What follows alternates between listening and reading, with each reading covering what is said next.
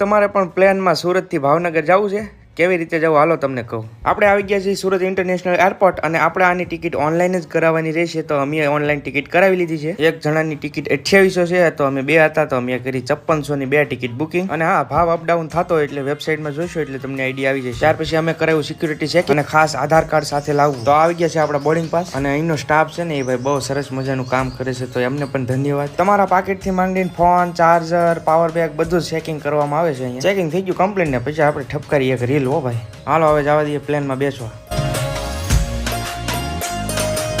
તો આ છે આપણી ફ્લાઇટ ને પહેલી વાર બેસવાની એટલે ભાઈ ખુશી કઈક અલગ જ. હા ભાઈ, મારી જેમ પહેલી વાર જ હતી. પહેલી વાર હોય એટલે બીક તો લાગે હો ભાઈ થોડી થોડી. બે ગયા પ્લેનમાં, ભાઈ પણ પટ્ટા હલડ કેટલી. હાલો તારે ટેક ઓફ ની તૈયારી થઈ ગઈ છે. તારે ઉડવા મળ્યો હતો.